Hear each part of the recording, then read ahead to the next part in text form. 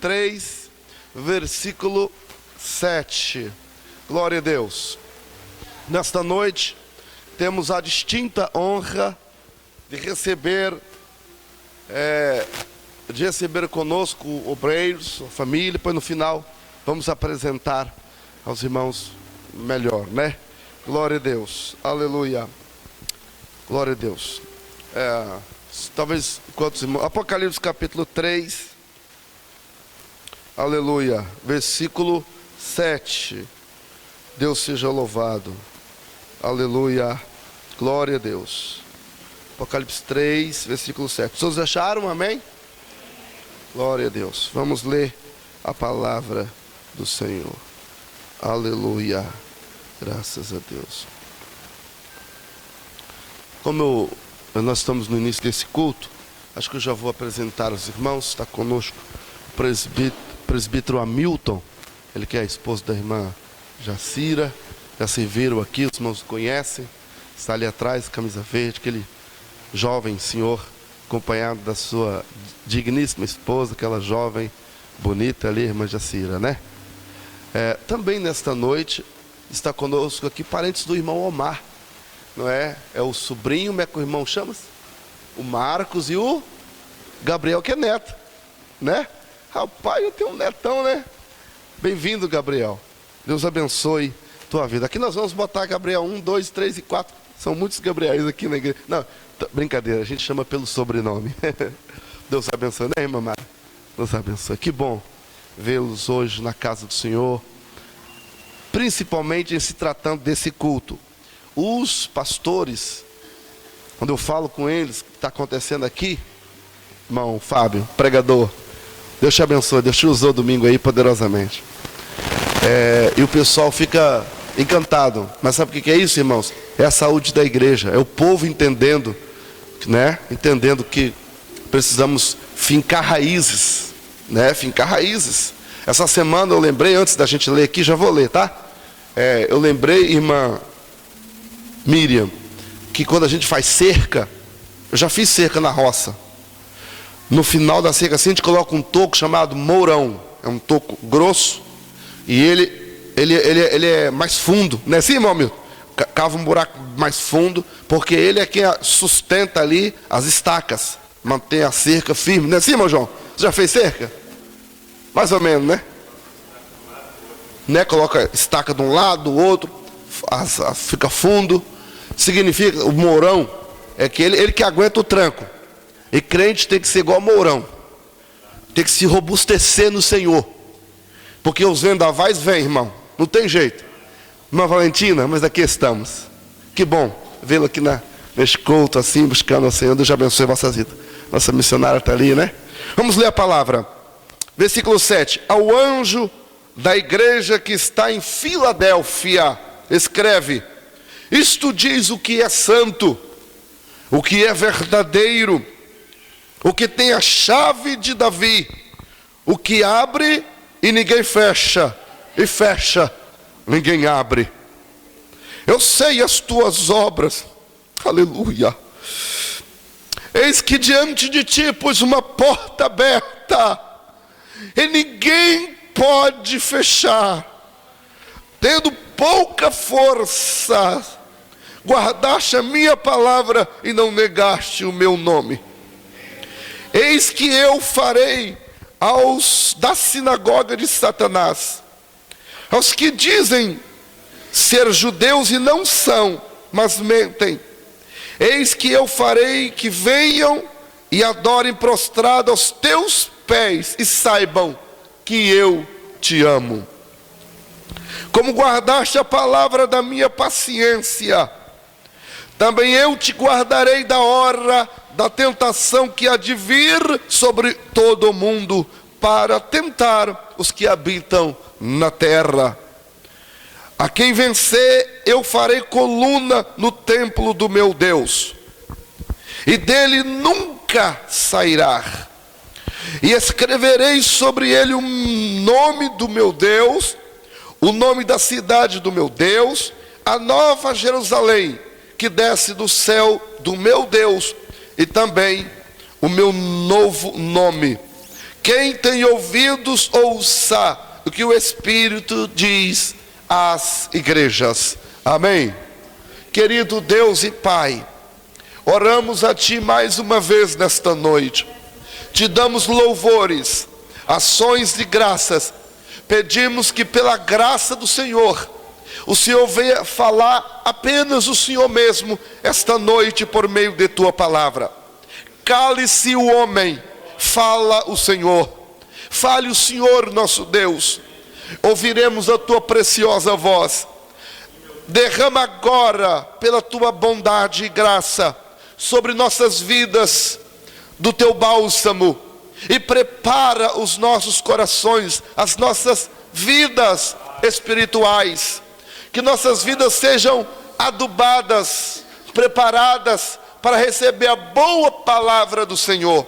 Fale profeticamente conosco, Senhor, que o Teu nome seja exaltado por meio da Tua palavra. Faça isso, Senhor. Tudo que for levado a efeito esta noite, seja exclusivamente para a Tua santa honra, para a Tua glória, para o Teu louvor e para a Tua adoração. Humildemente clamamos e me entrego em completa e total dependência do Teu Espírito Santo. Assim sendo, oramos agradecidos no nome de Jesus. Amém. Podendo assentar, irmãos, por gentileza, mantenha sua Bíblia aberta, por favor.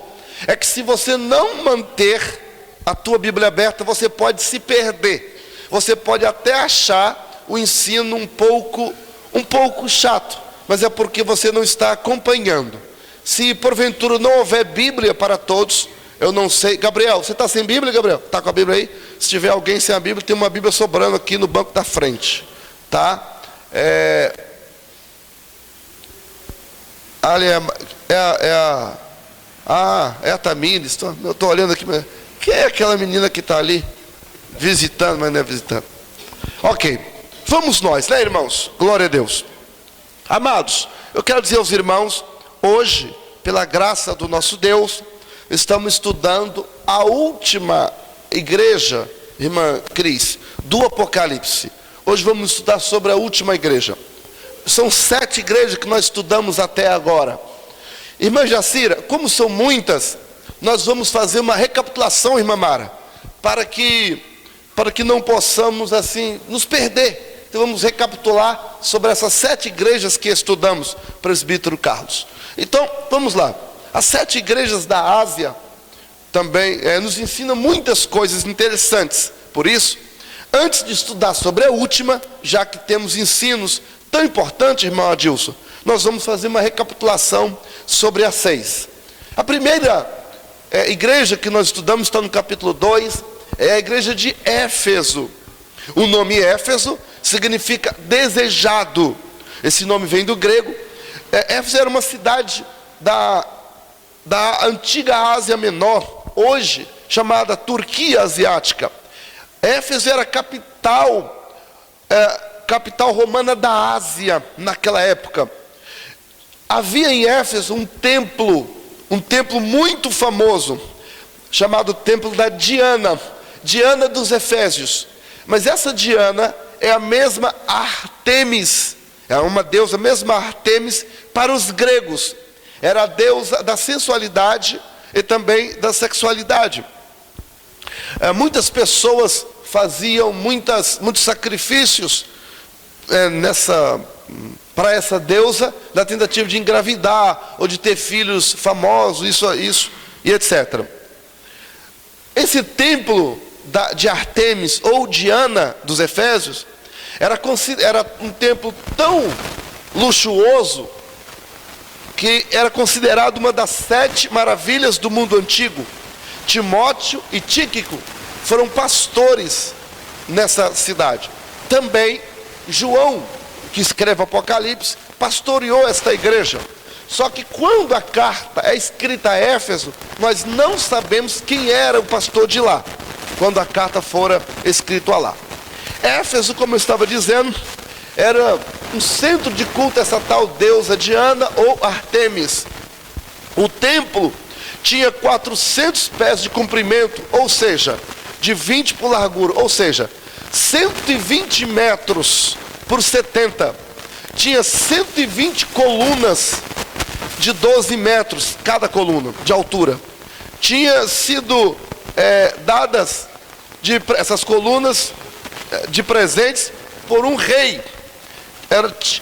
36 delas estavam ricamente esculpidas, eram enfeitadas colunas, né, com ouro, com muitas coisas ricas. Por isso, então, era uma das 7 maravilhas do mundo antigo.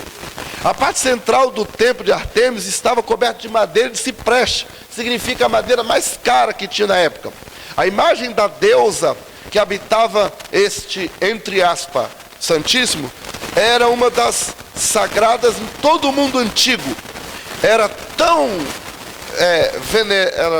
velha essa imagem que desconhecia a origem. Mas Éfeso, além disso, era conhecido por seus templos dedicados a Roma e aos imperadores Adriano e Severo. Éfeso era um centro de religião e de culto paganismo. O paganismo era tão grande que tinha apoio de autoridades judiciais, jurídicas. Por exemplo, um preso que estava condenado há muitos anos, se ele fugia da prisão, e aí ele ia em direção ao templo. Se ele entrasse no templo, a pena dele era cancelada. Se ele conseguisse entrar no templo antes que as autoridades o apanhassem, ele então estava livre a partir daquele momento. Então, tão assim afamado que era esse templo dessa deusa chamada Diana ou Ártemis, né?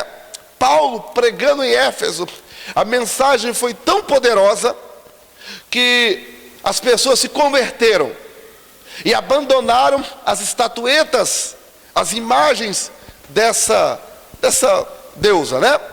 E então os fabricantes ganhavam muito dinheiro com isto. Então Paulo foi preso e tomou muitas chibatadas por causa disso. Mas eles cantavam hinos e o Senhor providenciou a libertação, né, de Paulo. Eu não estou falando da vez que ele expulsou o demônio da jovem que adivinhava, que foi preso. Não, essa já é uma outra ocasião. Então depois Paulo também foi solto por essas questões. Então as pessoas estavam preocupadas com as conversões, porque Paulo pregava e o povo abandonava a crença a Diana, né? É só ler lá no livro de Atos que vocês vão ver melhor a história. Falando isso só para os irmãos entender como que Éfeso era. Qual era o problema de Éfeso? Qual era a questão? Nós já falamos isso, né?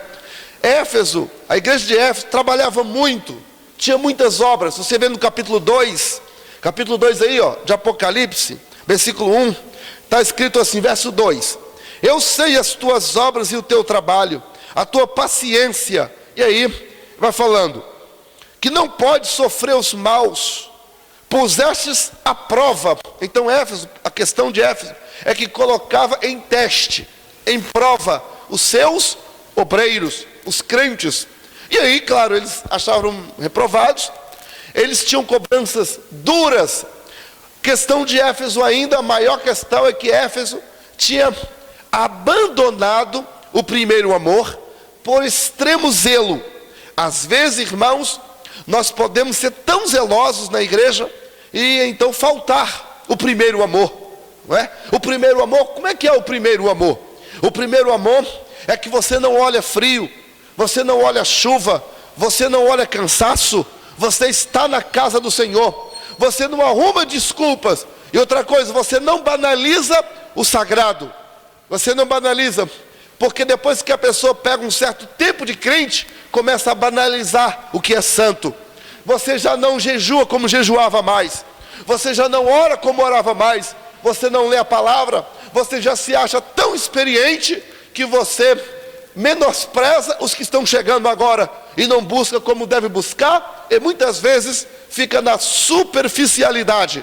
E então o Senhor, vendo isto, o Senhor falou: tenho contra ti que voltes ao primeiro amor. Deves voltar ao primeiro amor. Eles também aborreciam as obras dos nicolaítas. Era um grupo herético que estava infiltrando na igreja, e os irmãos de Éfeso, eles agora reprovavam essas atitudes. Era um fator positivo de Éfeso, tá? Em segundo lugar, a segunda igreja, nós vimos a igreja de Esmirna. O nome Esmirna também vem do grego, que significa perfume.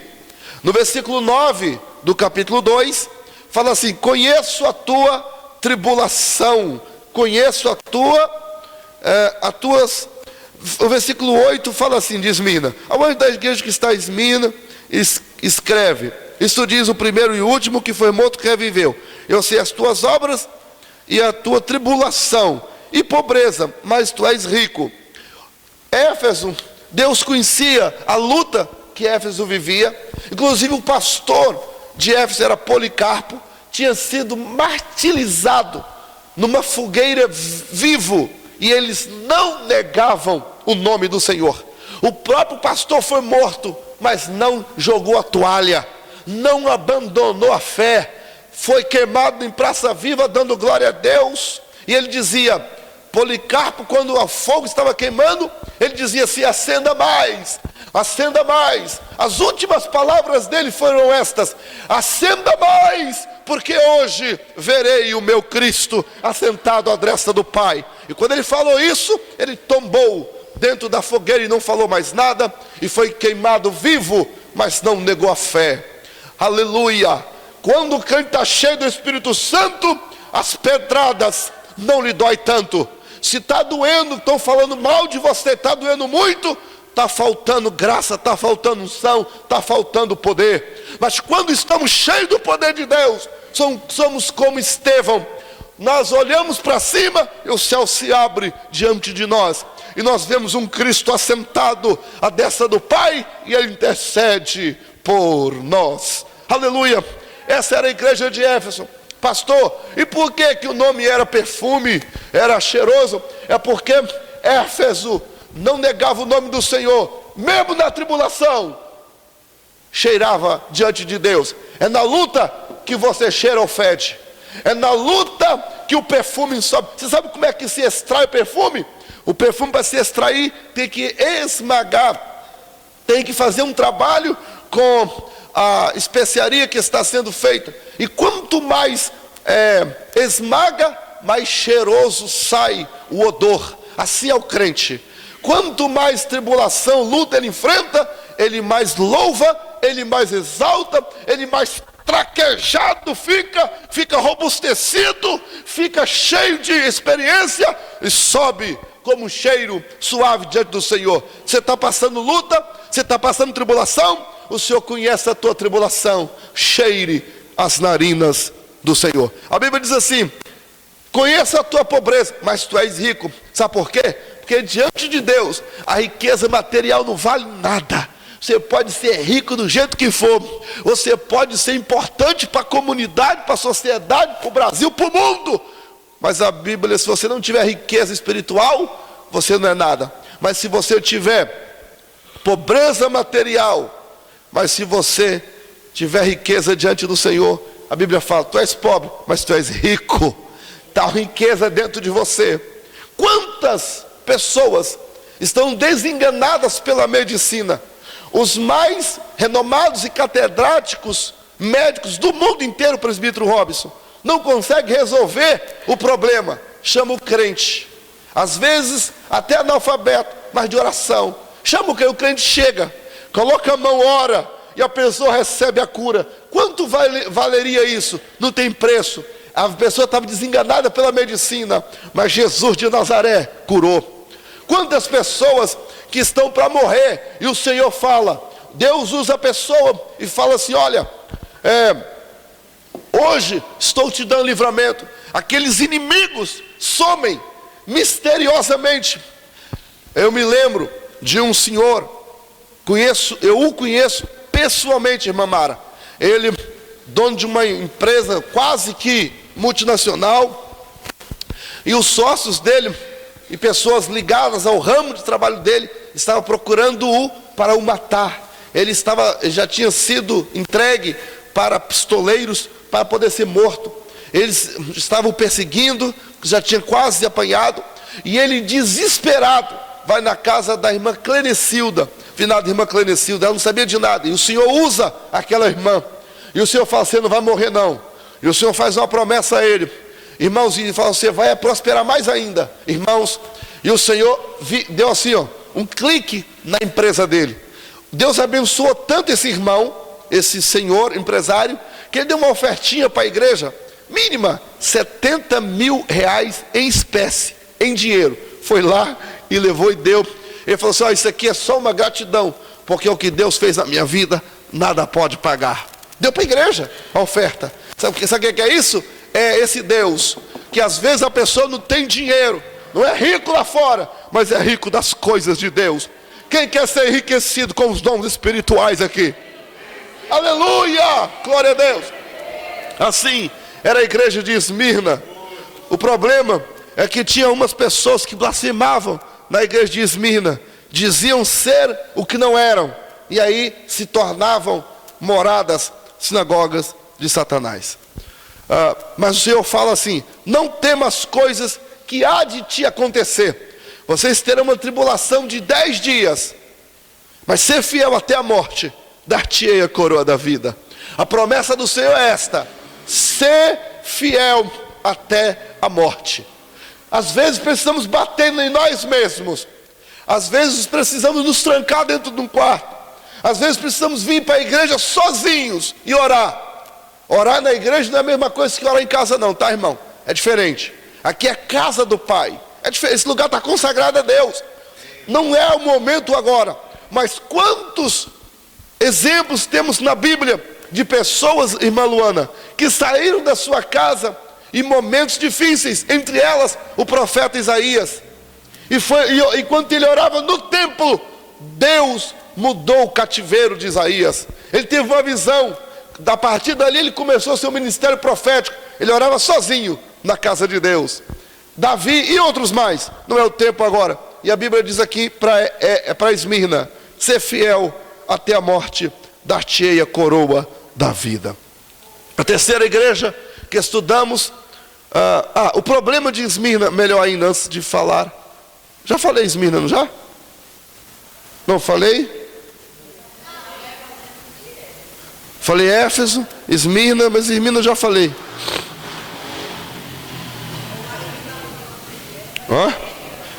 Pérgamo. Exatamente, Pérgamo. É Pérgamo, tá bem? O nome Pérgamo, esquece aquele nome em cima lá. Pérgamo significa alto, elevado, sendo a cidade muito afamada. Nós explicamos isso na sexta-feira passada, né? Pérgamo, ela estava numa alta colina, e de lá, a 25 quilômetros, dava para ver o mar Mediterrâneo de lá. Tão alto que ela ficava. E Pérgamo tinha uma lei chamada Jus Glade. Era chamada lei da espada. E o Senhor, irmão Lucas, usa essa figura por causa do Jus Glade, que era a lei da espada. Quem tinha essa lei poderia matar alguém com uma espada e ficar sem punição. Era a lei máxima que tinha. Por isso o Senhor fala bem assim: se vocês não se arrependerem, Jesus fala, eu vou usar contra vocês, porque eu tenho uma lei maior do que a Jus Glade. Com a espada da minha boca, fala de juízo, eu ferirei vocês. Então Deus usa uma linguagem conhecida lá, que é a lei do Jus Glade. E problema de Pérgamo, problema pior de Pérgamo, é que em Pérgamo tinha um altar de 14 metros de altura. Era no gênero assim de uma cadeira, de um trono naquela cidade. E aí pessoas do mundo inteiro, do mundo antigo, ia para Pérgamo e colocavam aos pés daquele grande trono, daquele trono, ali faziam sacrifícios a Zeus, um deus da mitologia grega. E por isso Deus fala assim: olha, gente, vocês tomem cuidado, porque nessa cidade aí, Pérgamo, está o trono de Satanás. Oferecer, irmão, sacrifícios a imagens de escultura. Muita gente se engana, se equivoca, achando. Aí tem gente que fala assim: nossos irmãos aí cita a religião da pessoa que possui imagens de escultura. A Bíblia fala que onde tem imagem de escultura é o lugar onde está o trono de Satanás. Deus não troca a sua adoração. Ninguém pode prostrar diante de ser nenhum, a não ser Deus, a não ser o Pai, o Filho e o Espírito Santo. Aqui mesmo, no livro de Apocalipse, só para você entender essa verdade, vamos comigo aqui rapidinho para o capítulo 22. Apocalipse, capítulo 22, e o versículo 9. O versículo 8 e 9, Apocalipse 22, versículo 8 e 9. E eu, João, quando vi estas coisas, quando ele viu as revelações do livro de Apocalipse, que aqui é o último capítulo, capítulo 22, quando vi estas coisas, e havendo ouvido e visto, prostrei-me aos pés do anjo que me mostrava para o adorar. E disse-me: olha, não faças tal, porque eu, o anjo, sou conservo teu e dos teus irmãos, os profetas, e dos que guardam a palavra deste livro. Adora a Deus. O próprio anjo não deixa. O próprio anjo que estava mostrando ele o futuro de tudo, ele prostrou o pé do anjo e queria adorar, irmã Luana. E o anjo disse: faça isso não, adora só a Deus. Adora só a Deus. Entende aí, irmãos? Então, devemos ter muito cuidado com a idolatria. Tem gente que quer disfarçar a idolatria. Não adianta querer disfarçar. Se você pede qualquer coisa a nível de espiritualidade, faz oração, faz petição, faz promessa, faz não sei o que, isso é idolatria. Não tem jeito, não adianta fugir disso. Não adianta, é só a Deus. Você pode pedir o Pai, o Filho e o Espírito Santo. E lá em Pérgamo estava esse grande trono, e as pessoas iam lá para fazer isso. E Jesus fala: ali está o trono de Satanás. O trono não estava na igreja, estava estava na cidade.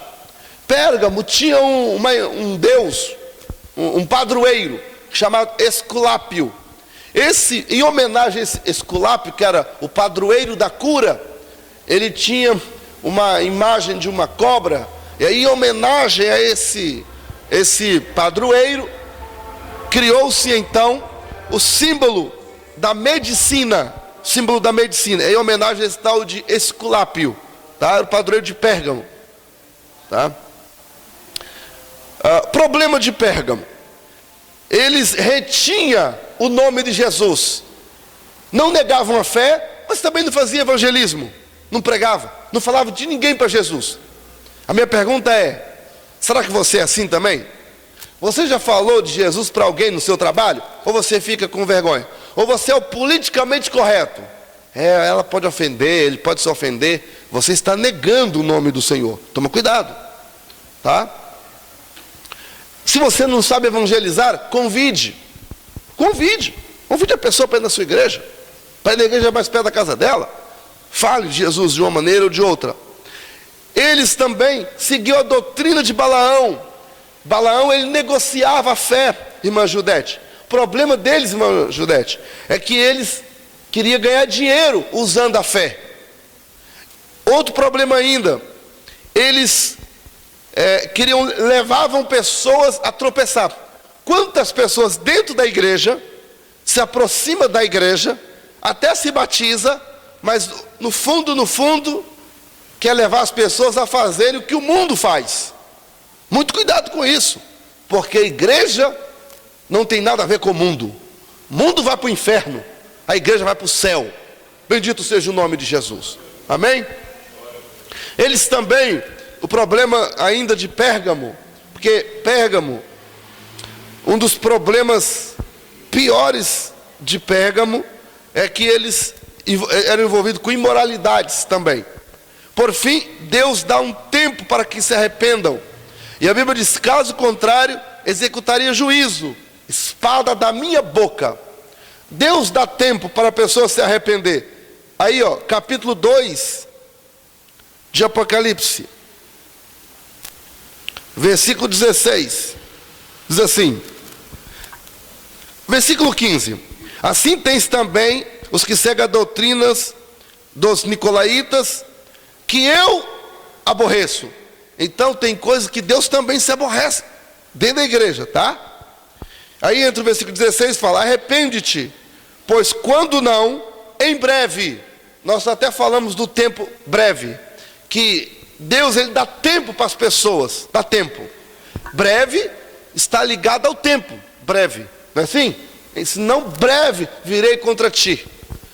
Se Deus está te dando tempo para acertar a sua vida, acerte, coloque em ordem, porque senão, quem vai tratar contigo é Deus. Eu falo contigo, é com cada um, comigo, com qualquer pessoa, cada um de nós. Aqui tem essa não, é qualquer pessoa, tá? Aí termina: quem vencer vai receber a pedra branca com o seu novo nome, a sua identidade celestial. Quem quer receber essa pedra? Amém? Glória a Deus. Quarta igreja, igreja de Tiatira, versículo 18 agora. Tiatira significa sacrifício de trabalho. Tiatira era um caminho por onde, para chegar lá em Tiatira, caminho por onde passava o correio imperial, ou seja, estradas oficiais levavam a Tiatira. Por esse caminho se transportava todo o intercâmbio comercial. Logo, Tiatira é uma cidade comercial importante. Tiatira também produzia a lã preta, era a mais cara da época, era uma cidade que tinha muita economia. O problema de Tiatira é que tolerava Jezabel, uma mulher que se dizia ser profeta, e ela não era só isso não. Quer ver? Me acompanhe aí, por favor, versículo 20. Tenho contra ti que tolera Jezabel, mulher que se diz profetiza, ensina e engana. Duas coisas, na verdade são três, né? O problema é que tolerava, e depois que essa mulher tinha muito espaço na igreja, ela ensinava. E o ensino dela era um ensino enganoso. A tradição teológica, irmão Hamilton, diz que essa mulher era a esposa do pastor. Nós não temos como comprovar, mas a tradição diz, por causa da influência que ela tinha na igreja. E ela, também o pastor não tinha pulso contra ela. A pior coisa é um obreiro que não tem pulso. Tolera o pecado na igreja. Todo mundo está vendo, ele também está vendo, vai estar fingindo que não está vendo, e está coisando. Irmão, tem uma coisa: o que esvazia a igreja é o pecado. Problema não esvazia a igreja não, porque o problema é com a graça de Deus a gente resolve, quando quer resolver.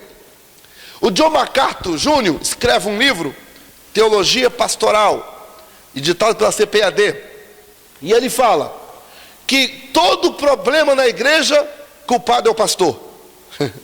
Quando eu li aquele livro, ele fala, porque não é problema que o pastor não quer que ele não resolve, porque quando o pastor quer, ele resolve qualquer problema que tem na igreja. E eu acredito também. Então, o problema de Tiatira é que tinha um pastor fraco, e que deixava muito uma mulher fazer o que queria, se era esposa dele ou se não era. Ela ensinava e enganava as pessoas a fazer coisas erradas, e Deus então não tolerava aquilo. Ensinos de Jezabel.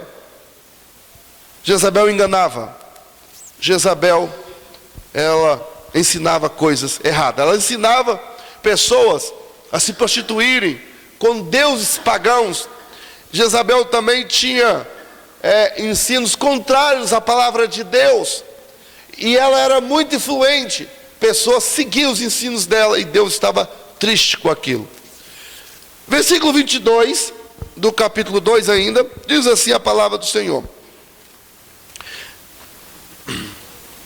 21, versículo 21, falando da igreja que estava em Tiatira, está escrito assim: dei-lhe tempo para que se arrependesse da sua prostituição, e não se arrependeu. Está vendo aqui como é que Deus é gracioso?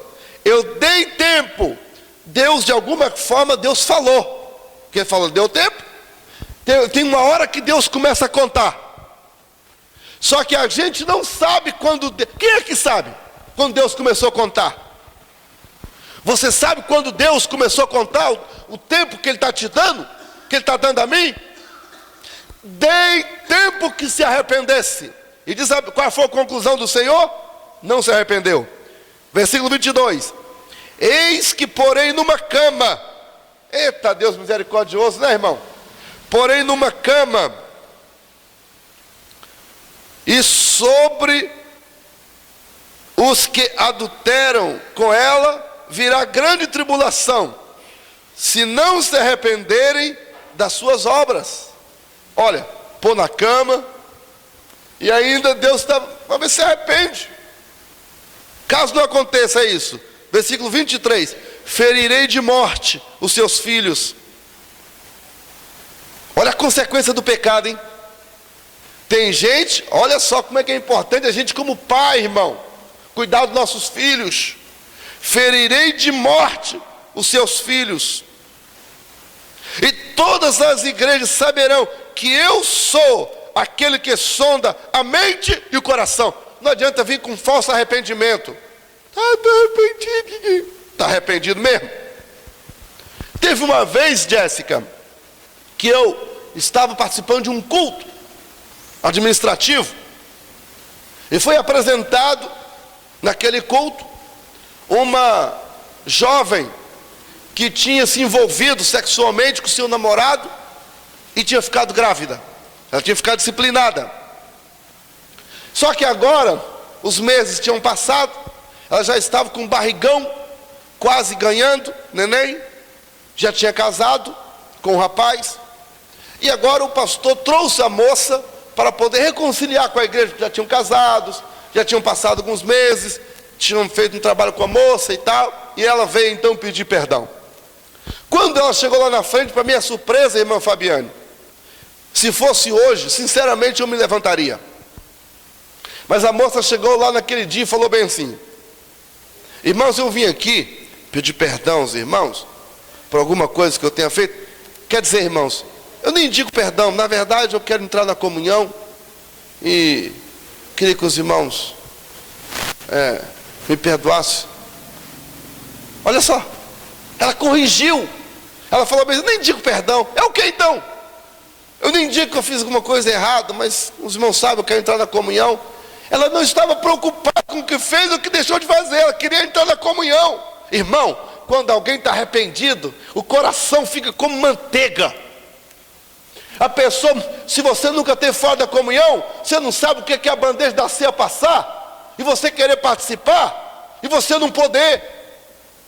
Irmão, isso é doído. Você querer estar pronto e não poder ainda. Mas quando há arrependimento da pessoa, o coração está quebrantado. A pessoa sabe dar valor o que é estar na comunhão. Não adianta formalidade. Porque aqui está falando aqui, ó, versículo 23. Eu sou aquele que sonda a mente e o coração. Ele conhece por dentro se está arrependido mesmo ou se não está. Você quer receber perdão? Para receber perdão tem uma condição. E a condição é arrependimento. A palavra arrependimento vem do grego metanoia. Significa sentir nojo pelo que fez. Se você não sente, você não arrependeu conversa nenhuma. Você cuidado. Você está participando da ceia indignamente. Você cuidado, está dentro da igreja. A trombeta vai tocar, você vai ficar. Deixa de ser bobo. Arrependa. Pastor, o que é que eu faço que eu não consigo sentir isso que o senhor está falando? Peça a Deus. Vai num canto sozinho, você e Deus. Tira um tempo de jejum e fala: Senhor, eu quero sentir nojo pelaquela coisa errada que eu fiz. Eu não sinto. Seja sincero. Fala: Senhor, na verdade quando eu lembro, eu gostei. Eu até que se der bobeira eu quero repetir de novo. Seja sincero. Porque Deus sonda a mente. Fala: Senhor, aquilo que eu fiz estava errado mesmo. Você está entendendo?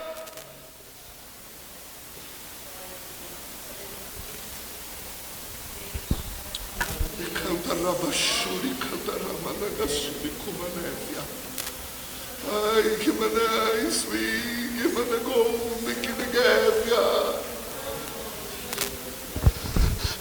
Eu falo com temor e tremor, porque parece que eu estou vendo no mundo espiritual como é que essa coisa funciona. Parece não, eu estou vendo como é que é.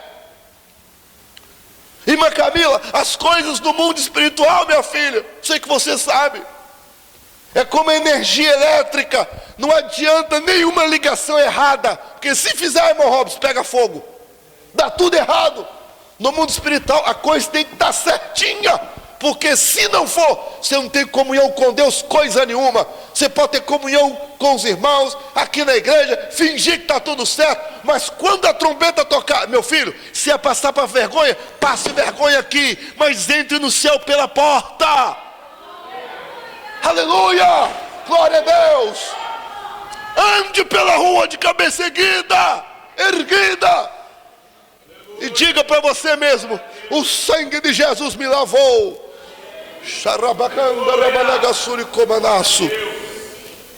A palavra é sério.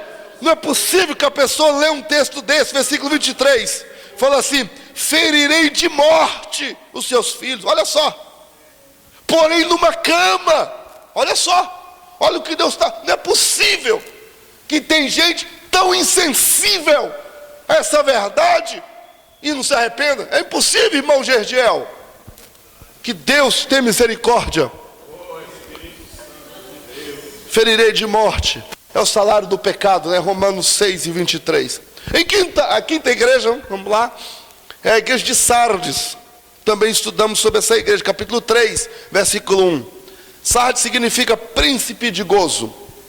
Era conhecido pela luxúria, materialismo. Também produzia tinturas, lã. Era uma igreja rica. O problema de Sardes é que tinha nome de que vivia, mas estava morta. Ela tinha uma aparência, uma igreja, contextualizando nos dias de hoje, tinha as melhores câmeras de filmar. Eu fico olhando algumas igrejas que transmitem ao vivo com aqueles programas profissionais. Eu falo: Jesus, dá um desse aí para nós. E Ele vai dar, irmão. Amém? E aí eu converso com a Jéssica, converso com o Lucas, aí eles falam, Lucas fala: pastor, eles têm o retorno. O retorno, irmão, é um aparelhinho que bota no ouvido, retorno individual. Aí tem uma pessoa com um comandozinho que fala, quando vai trocar de música, fala assim: dó, fá, aí refrão, aí vai para o refrão. Tem os comandos, tudo aqui no ouvido da pessoa. Som de alta capacidade, alta tecnologia, luzes das mais caras, os bancos, ar-condicionado, tudo. Assim era Sardes, uma igreja rica, com programas na televisão. Estou falando isso traduzindo para os dias de hoje, tá? Contextualizando. Era uma igreja que não tinha fama, ela tinha nome de que vivia. Ou seja, uma igreja que tinha uma aparência, uma igreja top. Tem gente deixando a igreja humilde e indo para a igreja no bairro tal, porque lá é os riquinhos estão lá, famosos. Eu não estou dizendo que essas igrejas estão mortas, mas cuidado, tem que ter cuidado, irmão, tem que ter cuidado. Essa aqui tinha aparência de que estava viva, mas ela estava morta. E quem falou isso? Foi Deus, porque Deus vê dentro, né? Outro problema é que ainda lá tinha as pessoas que estavam para morrer. Tinha os mortos, tinha os que estavam para morrer, mas tinham também aqueles que andavam vestidos de brancos com o Senhor, andavam com Deus. Há sempre um remanescente, né, irmãos? Há sempre um remanescente. E o Senhor fala no versículo 3, capítulo 3:3: virei a ti como ladrão.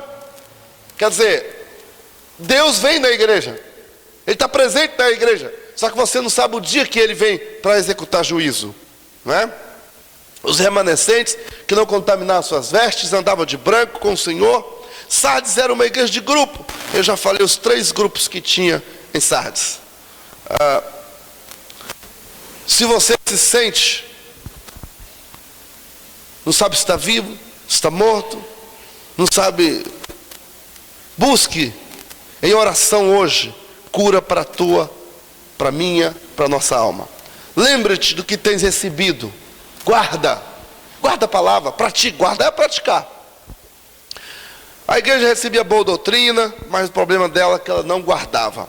Sardes, o Senhor manda que ela se arrependa. Arrependa-te e guarda. Arrepende-te.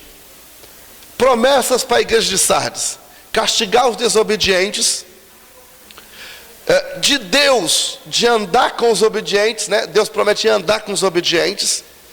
Deus promete dar vestes brancas aos fiéis.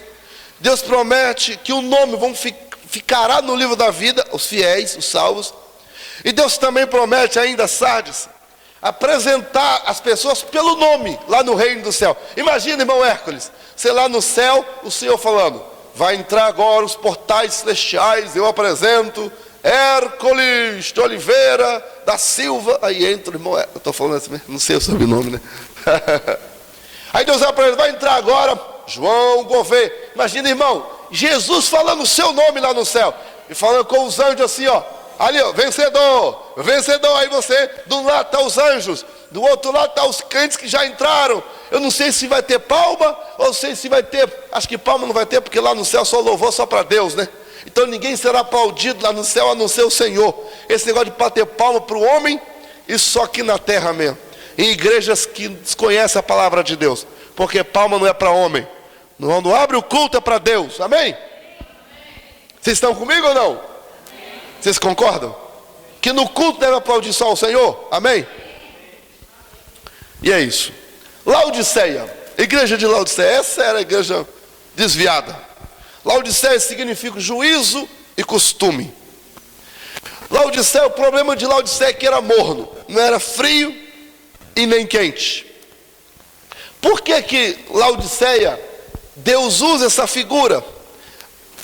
A cidade de Laodiceia era, irmã Vânia, regada com uns arquedutos que vinham de outras cidades, e agora a água saía quente. E quando passava em Laodiceia, a água estava morna. E todo mundo sabe que a água morna faz a pessoa vomitar. E então o Senhor usa essa figura, que era conhecida deles, para dizer: como vocês não são nem quente nem frio, vomitar-te-ei da minha boca. Eles estavam em pecados, essa igreja de Laodiceia. Temperatura fria, morna e quente. Característica dos crentes mornos: primeiro, gente, Deus não vai me condenar por esse negocinho tão pequenininho que eu fiz, não. Afinal, Deus, né? Eu ainda nem senti de deixar esse pecadinho. Já viu aquelas pessoas? Tu tem que sentir. Eu não senti ainda. Quando eu sentir, eu acerto. Então vai. O sentimento vem por onde? O sentimento, olha, presta bem atenção. Sentimento é produto da alma. Vamos agora aqui esclarecer uma coisa aqui. O homem é composto de espírito, alma e corpo. Vamos definir. O corpo, presta bem atenção. O corpo é a matéria. A alma é o mundo das emoções e do sentimento. O sentimento está onde? Na alma. E o espírito? O espírito é o mundo do intelecto e da razão. Deus fala com a alma ou Deus fala com o espírito? Deus fala com o espírito. Pastor, mostra isso na Bíblia. Romanos 6, Romanos 8. Romanos 8, versículo 16. Lê aí, bem alto, alguém, por favor. Romanos 8 e 16. Quem achar primeiro, meninos ou meninas? As meninas vão ganhar, quer ver? 8 e 16, vai, homem.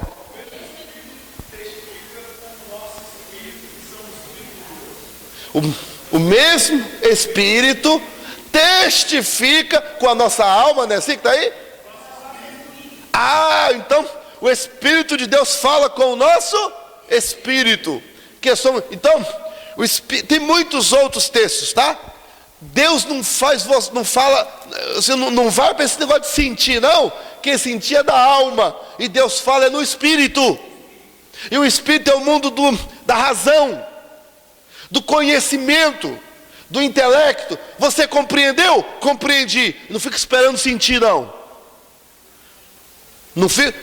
Sentir está muito ligado ao coração. A Bíblia fala que enganoso é o coração do homem mais do que todas as coisas. Aí pastor, mas quando o Espírito Santo fala com a gente sente. Claro que a gente sente. Porque quando Deus fala, mas você pode estar insensível, você pode estar com bloqueios, você pode estar morno. O morno não pende nem para uma coisa nem outra. Está entendendo? Morto só vomitado. É característica do, não senti ainda, né? Não vai nessa, você vai ver onde você vai dar. Concordo com a Bíblia, mas também com o mundo. Não, a Bíblia está certa, mas afinal, irmão, não, mas quem cumpre a Bíblia, né? Sabia que eu já vi gente falando isso? Mas meu filho, você está errado. Pastor, meu filho, mas a Bíblia fala que você está errado. Pastor, quem é que cumpre a Bíblia, né? Fala a verdade. Uma irmã Luana, estava em adultério. E eu então conversei com ela, e eu fui falar com ela que ela ia ficar disciplinada e tal, e ela falou bem assim, mas pastor, aí eu falei, minha filha, é isso mesmo. Aí ela, mas pastor, esse negócio de ficar indo pela Bíblia, ninguém cumpre a Bíblia toda mesmo. Eu olhei para ela assim, minha filha, desculpa lá, eu cumpro. Não é que eu não tenha erro, mas eu cumpro a Bíblia. Quando eu erro, faço o que a Bíblia manda, estou cumprindo a Bíblia. Entende? Se você erra e você vai fazer o que a Bíblia manda, o que você está fazendo? Cumprindo a Bíblia, obedecendo a Bíblia. Uai, entende? E a pessoa vem com essa desculpa, você é crente morno. Crente morno é assim mesmo. Já são crentes, outra desculpa, né, do crente morno. Eu já sou crente há tanto tempo, né? Já são crentes e são tão fiéis, não sentem falta de melhorar espiritualmente. Rico sou. Quer ver aí, acompanha comigo. Capítulo 3 de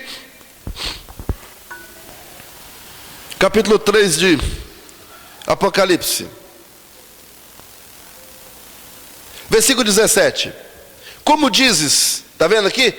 Dizes, rico sou. Rico sou, quem é que está falando? É o monólogo. Sabe o que é isso? É quando a pessoa tem uma conversa com ela mesma. Rico sou, estou enriquecido, de nada tenho falta, mas não que? Não sabes, que és um desgraçado, miserável, pobre, cego e nu. Sabe o que é isso? Tem gente que não sabe que está no pecado não. Ele está no pecado e não sabe que está. Precisa de uma palavra dura, igual o pastor Wallace fala aqui na sexta-feira, né? Amém? Você acorda, né, irmão? A palavra, versículo 18 agora. Aconselho-te, é Deus falando, assim diz o Senhor. Aconselho-te que de mim compres. Nesta noite o Espírito Santo está te aconselhando pela sua palavra. Aleluia. Versículo 17, não sabe o que é? Aí remédios para os mornos, aconselho-te. Atente para o conselho de Deus, compre. Significa, comprar significa, você vai ter que fazer um esforço para deixar o pecado. Ouro provado no fogo, não é? Para que te enriqueça, vestes brancas, colírio para que veja. Peça ao Senhor vestes brancas essa noite. Peça a Deus para colocar colírio nos teus olhos para você enxergar onde é que tem que melhorar. Senhor, coloca colírio nos meus olhos também, Senhor, para que eu veja onde que eu tenho que melhorar, porque eu também preciso melhorar. Glória a Deus. Que Deus nos guarde, né? O Senhor estava lá de fora, batendo, querendo entrar. Igreja de Filadélfia, é a igreja que vamos, é a última igreja. Versículo 7. A palavra Filadélfia significa amor fraternal, ou irmão. Filadélfia é localizada também na Ásia, né? Cidade recebeu esse nome, Filadélfia, em homenagem a Eumenes II, irmão do governador Átilo II, conhecido por Filadelfo, quem fundou a cidade no ano 150 antes de Cristo. Antes de Cristo. Em homenagem a esse camarada, teve então o nome Filadélfia. Versículo 7. Ao anjo da igreja que está em Filadélfia escreve: isto diz o que é santo, o que é verdadeiro, o que tem a chave de Davi. O texto inicia falando da chave de Davi. Abre e ninguém fecha, fecha e ninguém abre. Diante de ti pus uma porta aberta, ninguém pode fechar. A chave de Davi trata-se de uma profecia messiânica no livro de Isaías. Isaías capítulo 22, versículo 20, está escrito: e será naquele dia que chamei o meu servo Eliaquim, filho de Hilquias, e revesti-lo-ei da túnica, e esforçá-lo-ei com o seu talambarte, e entregarei nas suas mãos o teu domínio. Guarde a palavra domínio. E ele será como pai para os moradores de Jerusalém e para a casa de Judá. E porei a chave na casa de Davi, sobre o seu ombro, e abrirá e ninguém fechará, e fechará e ninguém abrirá. Note, é uma profecia messiânica, falando aqui com o rei Eliaquim, mas essa profecia não era para ele, é só uma figura, mostrando que Jesus é o rei de Jerusalém, é o rei da Jerusalém eterna, é o rei poderoso, e ele tem a chave de Davi. Chave fala de domínio, como fala aí no texto profético, ele tem o domínio. Chave fala de autoridade. Aqui trata-se de uma figura, chave, no sentido de posse, autoridade, domínio, poder. Chave de Davi fala do poder de governo prometido ao Messias, porque Jesus ele vem para reinar na linhagem de Davi. Ele faz e ninguém pode desfazer. A cidade tinha várias entradas, a cidade de Filadélfia, tinha várias entradas e era rota comercial de caravanas. A igreja estava sempre de portas abertas para alimentar, receber as pessoas. Diante de ti pus a porta aberta. Jesus como a porta, ele estava na frente, porta aberta. Jesus estava na frente da igreja. Feliz é a igreja que tem Jesus na frente com a porta aberta. E quando Jesus está na frente com a porta aberta, ninguém pode fechar, ninguém pode impedir. Essa igreja não para de crescer, porque Jesus é que está na frente. Aleluia! E a porta está aberta. Porta aberta é a porta aberta de Jesus. Ele fala: eu sou a porta, ninguém vem ao Pai a não ser por mim. É a porta de acesso ao trono da graça, é a porta de acesso ao Pai. Aleluia! Ele tem a chave que destranca o acesso, e você tem acesso à corte celeste. Você entra direitinho para falar com o Pai no santíssimo lugar. Aleluia! E não há quem possa deter você de falar com Deus. Por isso, ele é a porta. Glória a Deus. Agora veja, no ano 17 depois de Cristo, Filadélfia tinha sofrido um terremoto. Só que esse terremoto destruiu a cidade de Sardes e mais outras 10 cidades. As outras cidades do terremoto tinham um só momento.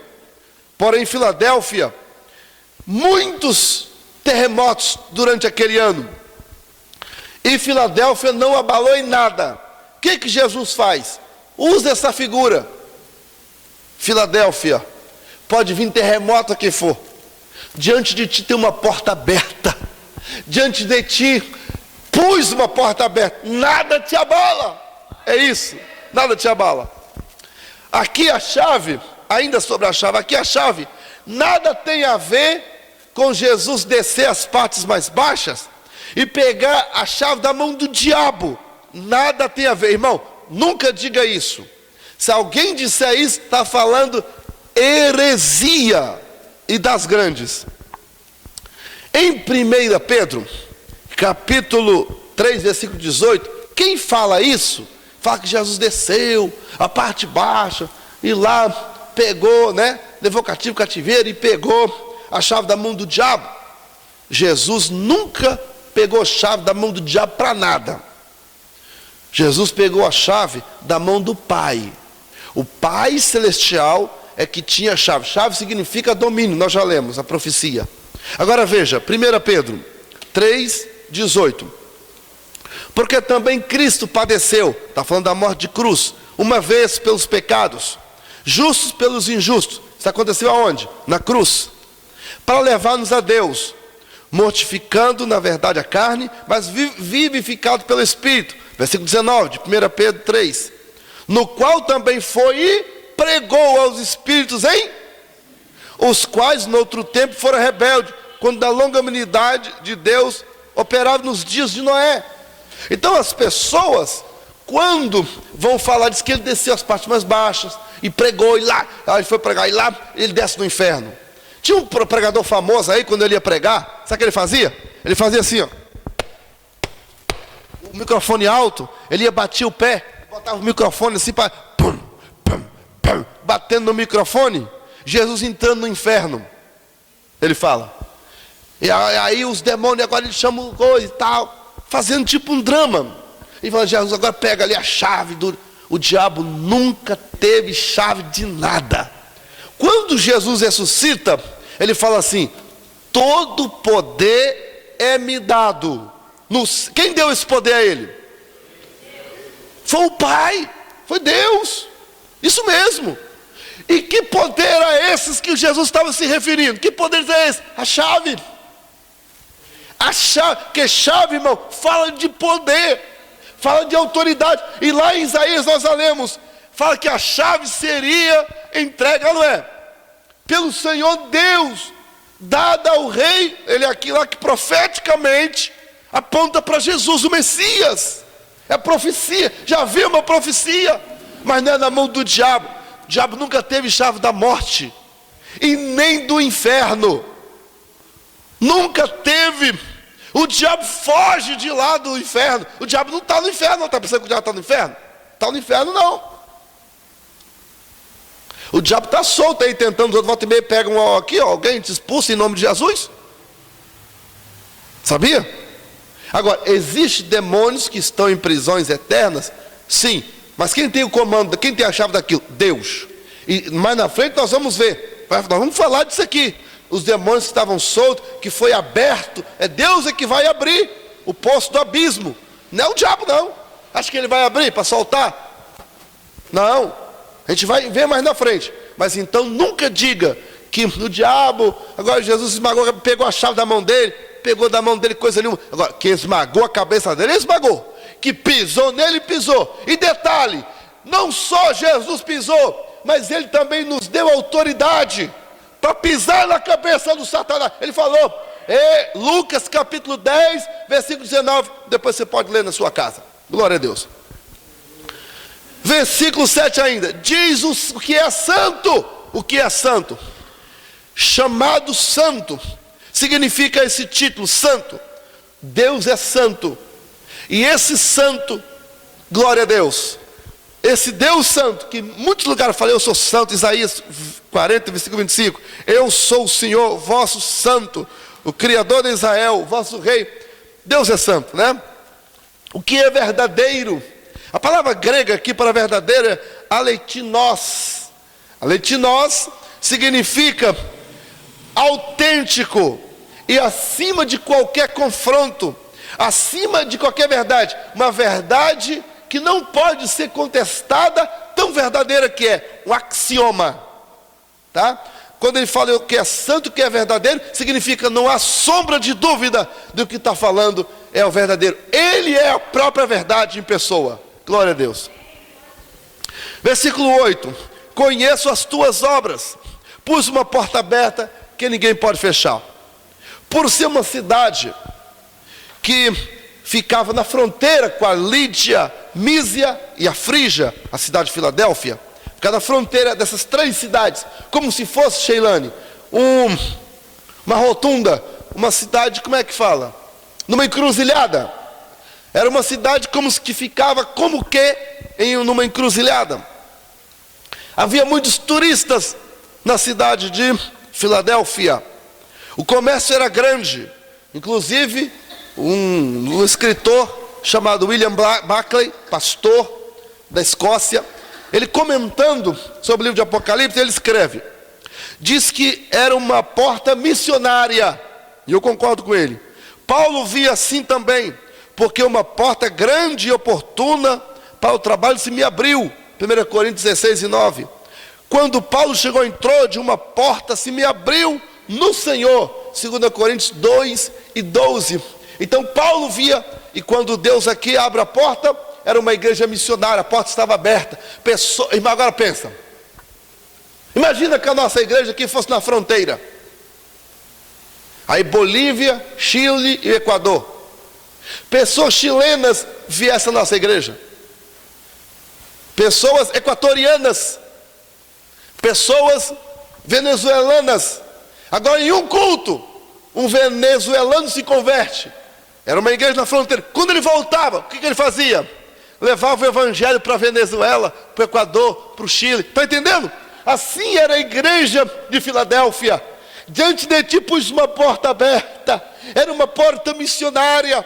Pessoas de todas as partes do mundo iam lá, se convertiam, irmão Hércules, e levavam o evangelho até o seu país.